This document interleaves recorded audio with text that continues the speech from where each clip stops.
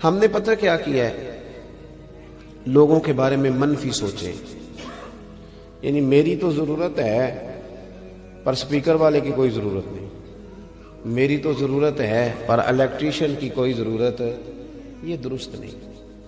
جو بندہ جس مقام پہ بھی ہے اس کی ضرورت کو محسوس کرے، اور اگر آپ کے ساتھ کوئی بندہ تھوڑی سی بھی نیکی کرے تو حل جزاء الاحسان الا الاحسان، نیکی کا بدلہ کیا ہے؟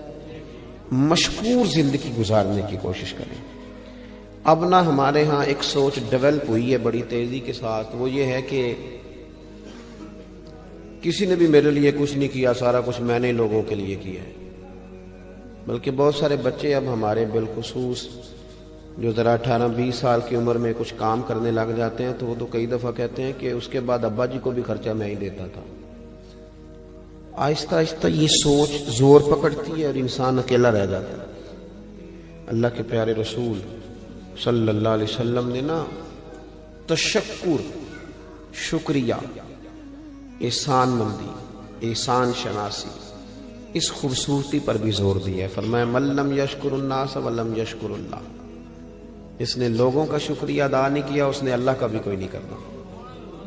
حضور پسند کرتے تھے تشکر کے جذبات، جزاک اللہ کے جذبات، خیر کے جذبات۔ یعنی اگر آپ کے ساتھ کوئی بندہ بھلائی کا کام کرتا ہے تو پھر کوشش کریں کہ آپ بھی اس کے ساتھ جواب میں نا اپنے بازو دیکھیں۔ مولا علی شیر خدا، شیروں کی باتیں شیروں کی طرح ہوتی ہیں۔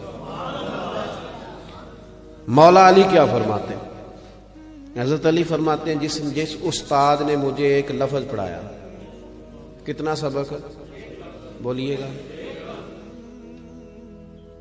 مانتے کوئی نہیں ویسے ہم لوگ اس بات کو، ہمیں تو جو سارا پڑھا دے وہ بھی ہمارا دل کرے تو استاد مانے، لیکن مولا کائنات فرماتے ہیں جس نے مجھے ایک لفظ پڑھایا، فرماتے ہیں وہ میرا استاد ہے۔ اور جو اگلی بات ہے وہ شیروں والی بات ہے۔ آپ فرماتے ہیں اگر وہ بندہ چاہے تو مجھے کوفے کے چوک میں کھڑا کر کے بیچ دے، میں استاد کے کہنے پر بکنے کو تیار ہوں۔ اتنی بڑی بات یار، اتنی بڑی بات۔ حالانکہ مولا علی کے استاد ایک ہی ہیں جن کا نام محمد مصطفیٰ ہے صلی اللہ علیہ، وہ صرف مدینے والے محبوب کے شاگرد ہیں، اس سے زیادہ نہیں، لیکن وہ ہمیں سمجھانے کے لیے بتاتے ہیں، ہماری تعلیم کے لیے وہ بتلاتے ہیں کہ تھوڑا سا نا تشکر کا بھی۔ اسی لیے اللہ تعالیٰ نے جہاں اپنی عبادت کا ذکر کیا وہیں ساتھ کہا وبالوالدین احسان، والدین کے ساتھ بھی احسان کرو تو مشکور رہیں، ممنون رہیں۔ ہم جب بولتے ہیں تو یوں لگتا ہے کہ جیسے ان کا کوئی آگے پیچھے ہے ہی نہیں، اسی بندے نے ساری دنیا سنبھالی ہوئی ہے۔ یہ انداز ٹھیک ہے؟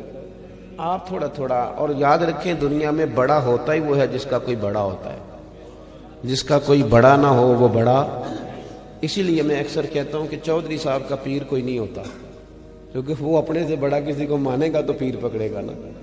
پڑھے لکھے لوگوں کا بھی پیر ہے، آج کل مذہبی لوگ بھی، خطیب، واعظ، نعت خان، نقیب اللہ ماشاءاللہ، ان کا بھی پیر نہیں ہوتا، سب کی بات نہیں کرتا، اس لیے کہ کیڑا ہتھے چڑھ گیا وہی سیدی مرشدی، ختم ہو گئی بات۔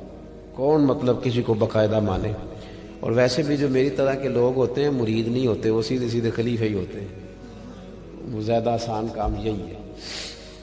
اور پڑھے لکھے لوگ بھی یہ کام نہیں کرتے۔ اور تیسری بات، جس کے پاس 4 پیسے آ جائیں وہ بھی کسی کا احسان ماننے کو تیار نہیں ہوتا، کسی کو اپنا بڑا ماننے کو تیار۔ آپ اکیلے رہ جائیں گے، تنہائی محسوس کریں گے، آپ کو یوں لگے گا کہ میرے پیچھے شاید کوئی بھی دعا کرنے والا نہیں۔ اپنے ماں باپ کا، ایک شاعر نے کہا تھا کہ اب بوڑھا ہو گیا ہوں، کہیں جاتا ہوں تو دعائیں بھی ساتھ لے کے جاتا ہوں۔ ہمارے کچھ گناہوں کی سزائیں ساتھ چلتی ہیں، ہمارے کچھ گناہوں کی سزا بھی ساتھ چلتی ہے۔ اب میں اکیلا نہیں چلتا، دوا بھی ساتھ چلتی ہے، دوائیاں بھی ساتھ چلتی ہیں۔ کہنے لگا ابھی زندہ ہے ماں میری، مجھے کچھ بھی نہیں ہوگا، میں گھر سے جب نکلتا ہوں تو دعا بھی ساتھ چلتی ہے۔